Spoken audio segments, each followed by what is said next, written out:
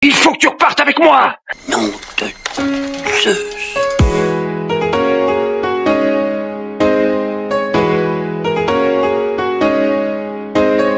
À partir d'une DeLorean? Faut voir grand dans la vie. Quitte à voyager à travers le temps au volant d'une voiture, autant choisir une qui est bien gueule. Et si tout le monde s'était trompé à son sujet?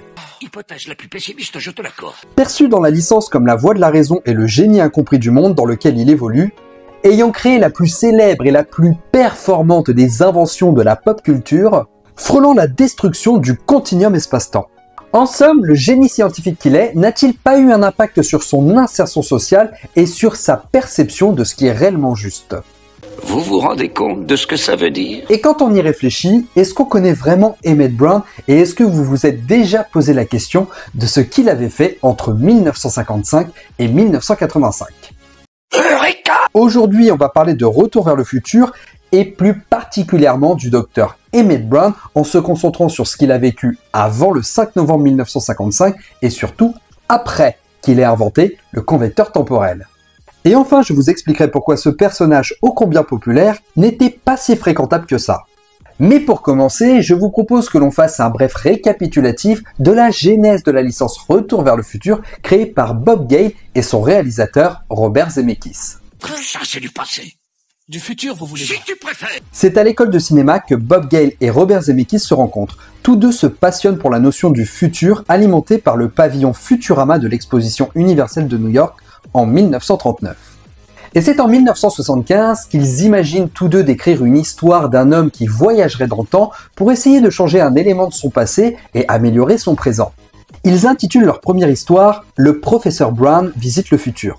Alors attendez un petit peu, ce n'est pas encore exactement le professeur Emmett Brown que vous avez connu dans le film. Leur histoire commence à prendre forme en 1980. Bob Gale tombe sur le livre de fin d'année du lycée de son père et en le feuilletant, il se demande si son père ado et lui auraient pu être amis s'ils avaient été au lycée ensemble. Se projetant alors lui-même, faisant un retour dans le passé, et je pense que vous voyez où je veux en venir, une histoire commençait à prendre forme dans la tête de Bob Gale, faisant très vite le parallèle avec son histoire de voyage dans le temps. Il en parle rapidement à Robert Zemeckis qui s'interroge également sur l'adolescence de ses parents, et plus particulièrement sur celle de sa mère qui pouvait lui raconter parfois des histoires assez incohérentes, remettant carrément en question l'intégrité et la gentillesse de celle-ci pendant son adolescence. Vous êtes ma... Je m'appelle Lorraine. C'est alors que l'histoire de leur film s'épure de plus en plus et allait toucher une famille sans histoire, donnant une vision idéalisée de leur adolescence à leurs enfants, alors que l'un d'entre eux irait les rencontrer dans le passé et constater que les discours moralisateurs de ses parents n'étaient pas exactement appliqués lorsqu'ils étaient eux-mêmes ados. Mais Zemeckis et Gale ne voulaient surtout pas utiliser des personnages historiques, ne voulant certainement pas remettre en question l'histoire. De son côté, Steven Spielberg est très intéressé par le travail de Gale et Zemeckis, qui vont lui faire part de leur idée de film. Seulement Spielberg va trouver assez prématuré de travailler sur ce genre de projet avec eux, et dans un premier temps, il ne veut pas forcément associer son nom. De ce fait, les deux scénaristes craignent d'être cramés à Hollywood et ne veulent pas être reconnus comme étant les simples protégés de Spielberg, ayant assez peu gagné en notoriété malgré quelques réalisations de leur propre scénarii comme Crazy Day ou La Grosse Magouille. Spielberg fera donc une proposition à Zemeckis, qu'il fasse d'abord un premier grand succès et ensuite il sera d'accord pour produire son projet et associer son nom. Ah, c'est vraiment surprenant.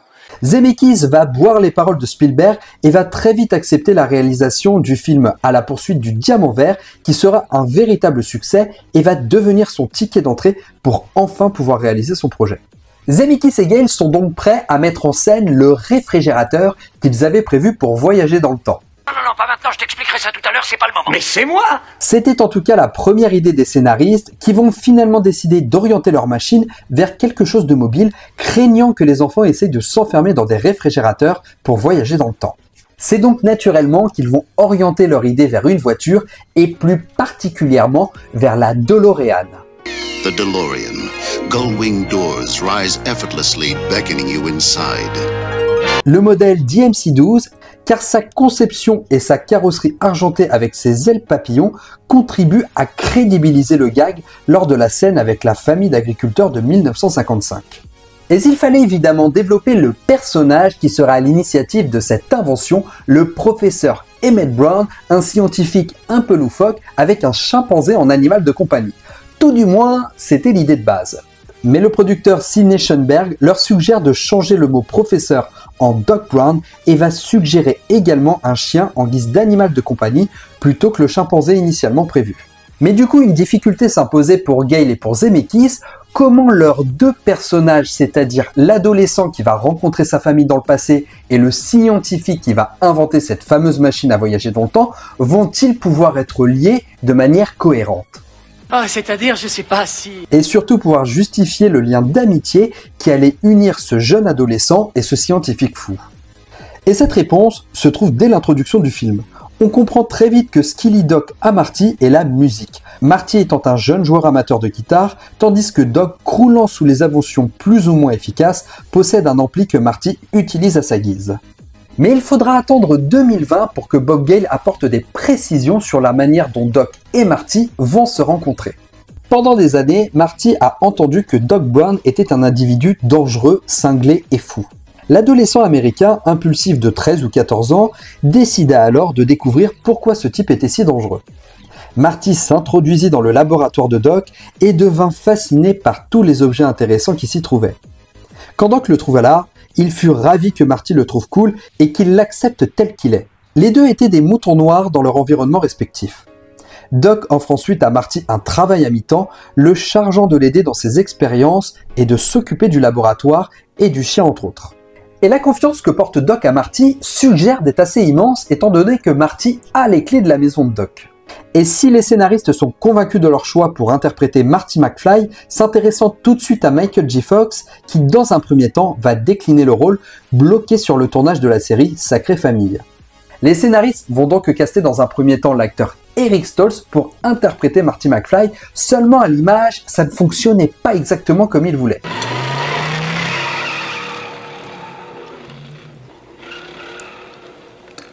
Et finalement, ils réintégreront Michael J. Fox qui arrivera à s'arranger au niveau des plannings de tournage pour pouvoir tourner à la fois Retour vers le futur la nuit et Sacrée Famille la journée. Je suis pas trop sûr parce que ça va sûrement être un peu dangereux, tu vois. Mais pour interpréter Emmett Brown, l'évidence n'était pas encore au rendez-vous. Dans un premier temps, les scénaristes envisagent d'engager l'acteur John Lithgow, célèbre pour avoir incarné bon nombre de rôles éclectiques, allant de l'extraterrestre comique dans Troisième planète après le soleil, le psychopathe Trinité dans la série Dexter, ou encore le père souffrant d'Alzheimer dans La planète des singes les origines. Un rôle qui aurait pu largement coller à l'acteur, mais qui sera obligé de décliner par manque de temps. Et il est vrai qu'aujourd'hui, il est tellement difficile de s'imaginer un Emmett Brown avec un autre interprète que Christopher Lloyd, qui va être finalement choisi. C'est le producteur Neil Canton qui va d'abord lui proposer le rôle et Christopher Lloyd va tout de suite refuser. Non, c'est impossible. N'étant pas intéressé par l'idée du film, mais celui-ci va tout de même lire le script et se faire botter les fesses par sa femme et il finira par accepter le rôle. Doc et Marty castés, le tournage peut reprendre avec Michael J. Fox. Et Christopher Lloyd va énormément s'amuser à incarner le personnage, se l'appropriant tellement qu'il va improviser des scènes en s'inspirant d'Albert Einstein et du chef d'orchestre Stokowski. Mais finalement, Emmett Brown apparaît l'inventeur d'une machine à voyager dans le temps que personne n'a connue, que personne ne connaît et que personne ne connaîtra, c'est qui ? Emmett Lathrop Brown naît en 1914 et est un descendant de la famille Van Braun, rebaptisé Brown après la Première Guerre mondiale. Ses parents font l'acquisition d'un terrain à Hill Valley en 1915 après leur arrivée en 1908. Emmett grandit dans la maison familiale qu'il habite encore jusqu'à sa disparition prématurée en 1985 avant l'intervention de Marty McFly dans le passé. C'est à l'âge de 11 ans qu'il se passionne pour les livres de Jules Verne et plus particulièrement sur le livre 20 000 lieues sous les mers qui fera naître en lui une véritable passion pour les sciences, l'amenant à se diriger plus tard vers une filiale scientifique et passer un doctorat en physique nucléaire. Et c'est en 1943, alors qu'il enseigne à l'Institut de technologie de Californie, qu'il va être appelé par Robert Oppenheimer pour travailler sur le projet Manhattan. Mais marqué par les conséquences de la guerre, Emmett retourne dans sa maison de Hill Valley et se concentre sur des inventions qui pourraient révolutionner l'humanité et non pas la détruire. C'est alors qu'il est en train de travailler sur un casque ayant la capacité à lire dans les pensées, qu'il va avoir besoin d'accrocher une horloge et va glisser sur le rebord de ses toilettes et se cogner la tête. C'est là qu'il aura alors la première vision de sa plus grande invention, le convecteur temporel. J'ai dessiné ça. Le convecteur temporel. Et c'est ce même jour, dans un nouveau 1955, que Marty McFly débarque dans la vie de Doc, lui confirmant alors qu'il avait réussi son invention. C'est alors qu'ont lieu les événements du premier film et Emmett Brown va se trouver extrêmement ingénieux, trouvant un équivalent au plutonium permettant d'insuffler les 2,21 gigawatts nécessaires pour que la DeLorean voyage dans le temps après avoir atteint les 88 miles à l'heure. 2,21 gigawatts 2,21 gigawatts. Bon, ça va, on a compris. Tu peux me laisser finir peut-être ? Mais enfin, c'est quoi un gigawatt? Conscient de cette responsabilité et des risques encourus, Doc fait en sorte d'en savoir le moins possible sur son avenir, malgré l'insistance de Marty, cherchant à lui expliquer le destin funeste qui l'attend en 1985, lui adressant une lettre qu'il prend le soin de déchirer pour ne pas interférer avec son avenir. Après avoir renvoyé Marty dans le futur, celui-ci se retrouve de nouveau confronté à lui quelques minutes après, l'implorant de l'aider à retourner de nouveau dans le futur, puis dans le passé pour sauver Emmett d'un autre destin funeste qui l'attend dans le Hill Valley de 1885, expliqué par les événements du deuxième volet. Bon, ça paraît confus dit comme ça, mais si vous avez vu le deuxième film, vous êtes tranquille. Et si vous l'avez pas vu, qu'est-ce que vous faites encore là ? Sidérant. Tout simplement sidérant. Après le départ du deuxième Marty, Doc ne peut s'empêcher de reconstituer la lettre que Marty lui avait laissée pour la lire et constater qu'il va être assassiné par un groupuscule libyen en 1985, juste avant le départ de Marty. Mais du coup, la question qu'on pourrait se poser, c'est qu'arrive-t-il à Doc entre 1955 et 1985, toutes ces années où il va élaborer sa machine à voyager dans le temps? Eh bien, la réponse se trouve dans quelques écrits qu'avait réalisé Bob Gale. Alors ça, c'est faux. Oh, ça ne s'arrête pas là. Nous sommes en 1962, cela fait maintenant 7 ans que Marty est définitivement parti.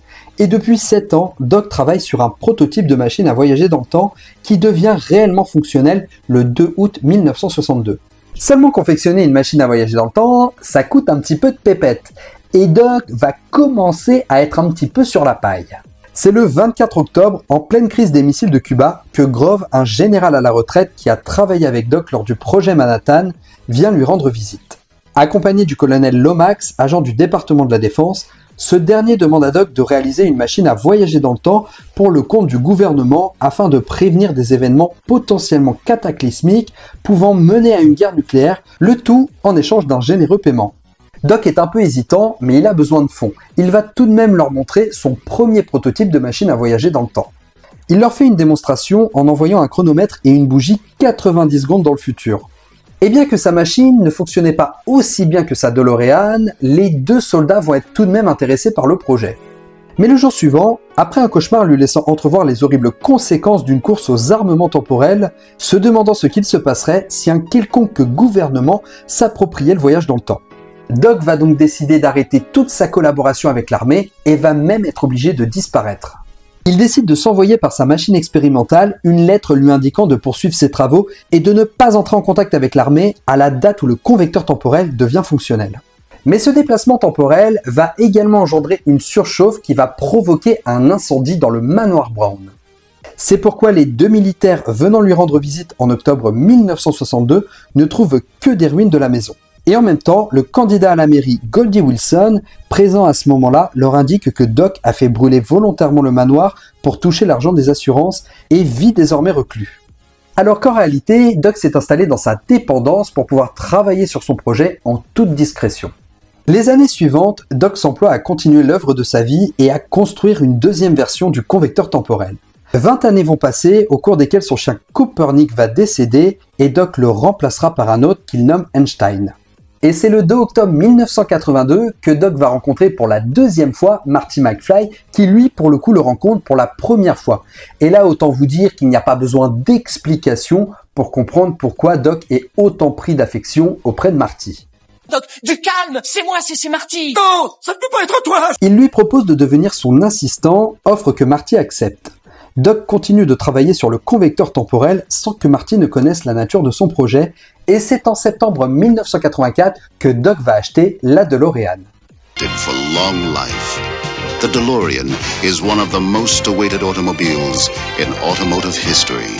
Trouvé dans une petite annonce du journal à un certain Robert pour la somme de $4 800. Quitte à voyager à travers le temps au volant d'une voiture, autant en choisir une qui ait de la gueule. Par ailleurs, la carrosserie étant en acier inoxydable, la dispersion des flux... Et en septembre 1985, Doc est contacté par un groupe de terroristes libyens pour leur fabriquer une bombe à plutonium. Et la suite, vous la connaissez, Doc va garder le plutonium pour la DeLorean et fabriquer une fausse bombe aux Libyens.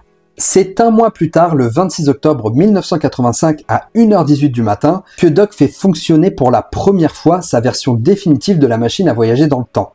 Il envoie son chien Einstein 1 minute dans le futur, le test filmé par Marty avec un caméscope qui sera un franc succès. Alors qu'il s'apprête lui-même à faire un voyage dans le temps à destination de 2010, il est surpris par les Libyens qui ont découvert que Doc les avait roulés, ils l'abattent et le laissent pour mort. C'est alors que Marty, revenu de 1955, va retrouver Doc et constater qu'il est encore en vie, protégé par un gilet pare-balles et qu'il avait bien lu la lettre qu'il lui avait laissée 30 ans plus tôt. Et quand Doc se relève, on voit bien que son regard a changé. Il retrouve l'ami qu'il avait laissé en 1955, pouvant enfin partager l'aventure qu'ils avaient vécue ensemble 30 ans plus tôt. Un regard d'affection bien plus profond le poussant à revenir chercher Marty après être allé dans le futur pour sauver l'avenir de ses enfants. Marty! Il faut que tu repartes avec moi! Et là, je sais ce que vous vous demandez. Qu'est-ce que Doc a bien pu faire quand il a laissé Marty en 1985 pour partir en 2010 ? À son arrivée dans le futur, après avoir déposé Marty chez lui, Doc participe à un concours de voitures de collection et gagne grâce à la DeLorean une réduction sur l'overconversion qui consiste à transformer une ancienne voiture en véhicule volant. Il va également ajouter le générateur de fusion pour alimenter sa machine. Il paye le tout grâce à l'argent récolté par les ventes d'un exemplaire du numéro 1 d'Action Comics acheté $1 lors d'un bref voyage vers le 18 avril 1938. Il va réussir à le revendre pour 2 500 000 $. Et avec l'argent qui lui reste, il va s'acheter de nouveaux vêtements, mettre Einstein en hibernation dans un chenil galactique, mais surtout va aller dans une clinique de rajeunissement pour faire une révision complète. Ils m'ont ajouté 30 ou 40 ans d'espérance de vie. Et ils m'ont changé les intestins et la rate. Qu'est-ce que tu redis? Bon, oui, c'est surtout pour que Christopher Lloyd évite de remettre le maquillage pendant 2 films supplémentaires. Et c'est le 22 octobre 2015 qu'il constate dans le journal l'arrestation et la mise en détention de Marty McFly Jr. Et la suite, vous la connaissez, si toutefois vous avez visionné Retour vers le futur 2 et Retour vers le futur 3. Et si jamais c'est pas le cas, non mais sérieux, qu'est-ce que vous faites encore là? Alors c'est super dément, Doc, c'est génial. Alors là les gars, faut qu'on s'arrête 2 minutes. Avec tout ce que je vous ai dit, il n'y a pas un truc qui vous choque? Vous constatez pas que Doc a mis en pratique tout ce qu'il a interdit à Marty de faire, en l'occurrence faire du profit avec la machine à voyager dans le temps? Souvenez-vous ce que Doc dit. Je n'ai pas inventé la machine à voyager dans le temps dans un but lucratif. Je n'ai pas inventé la machine à voyager dans le temps pour gagner au jeu. Je l'ai inventée pour voyager dans le temps. Oui, non, je sais, Doc. Et pourtant, dans le premier film, il avait dit ça. Rends-toi compte, je pourrais connaître tous les numéros gagnants du loto pour les 25 ans à venir. Alors oui, vous avez raison. Bien sûr que Doc avait besoin d'argent, c'est tout à fait légitime.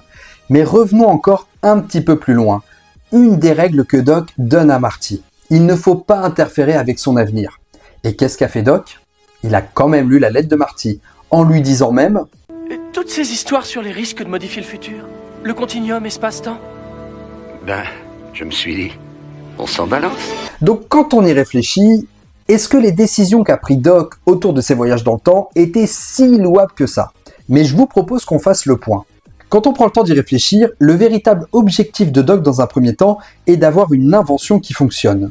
Surtout après l'arrivée de Marty dans sa vie, il est déterminé à faire fonctionner sa machine à voyager dans le temps. Doc n'est pas à la recherche d'une notoriété particulière, ou d'être admiré par son travail. La preuve en est qu'il va cacher l'existence de la DeLorean à tout le monde. Mais voyons tout de même que la plupart du temps, Doc a pris des décisions qui ont failli amener à détruire le monde. Déjà, il va voler du plutonium pour le stocker dans une voiture. Et concrètement, c'est pas le truc le plus responsable qu'on peut faire en termes d'écologie. Imaginez-vous les conséquences désastreuses si une des fioles était percée pendant qu'il fait le plein de la DeLorean. Ensuite, le fait de lire la lettre et en savoir trop sur son passé, alors évidemment ça lui permet de se sauver la vie, mais je veux surtout mettre en avant le fait que Doc ne respecte pas ses propres règles, résumant simplement la chose par un « on s'en balance ». Et réitéré également lorsqu'il tombe amoureux de Clara Clayton. Il décide carrément de rester avec elle, interférant donc forcément sur l'avenir, et encore une fois, une règle qu'il a lui-même imposée à Marty. Et puis d'ailleurs, on en parle de son irresponsabilité à embarquer un ado avec lui dans ses galères. Malgré l'affection qu'il porte à Marty, il décide tout de même sciemment de le mettre en danger, sachant pertinemment ce que les voyages dans le temps représentent et les risques qu'ils encourent.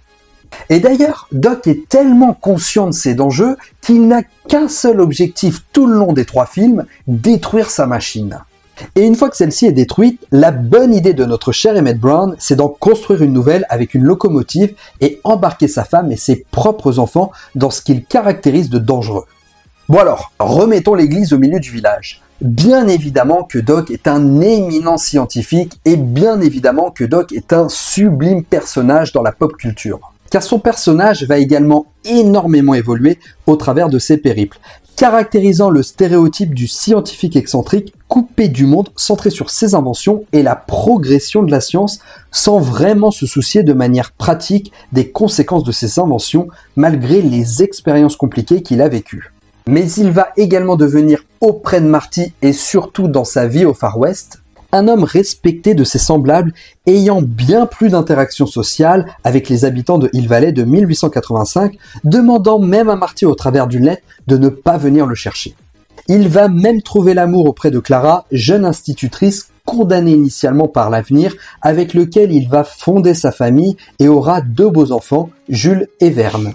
Doc est l'archétype de l'adulte qu'un enfant rêverait d'avoir dans son entourage, mais qui représente en réalité un extrême danger pour lui. Mais il n'en est pas moins que ce personnage est extrêmement attachant et va créer l'une des plus belles inventions du cinéma et sera un des personnages principaux d'une des plus grandes trilogies. Moi, le docteur Emmett Brown, je me prépare à embarquer pour un voyage historique. Et c'est là-dessus que nous terminerons cette vidéo. Merci beaucoup de l'avoir suivi jusqu'au bout, j'espère qu'elle vous aura plu. N'hésitez pas à la liker, à partager, à commenter et à me dire ce que vous en avez pensé et ce que vous pensez de Retour vers le futur. Vous pouvez soutenir la chaîne en devenant membre soutien et avoir accès à du contenu en avant-première, mais en attendant, pensez à vous abonner pour ne pas rater les prochaines vidéos. Sur ce, moi je vous laisse, ciao les amis.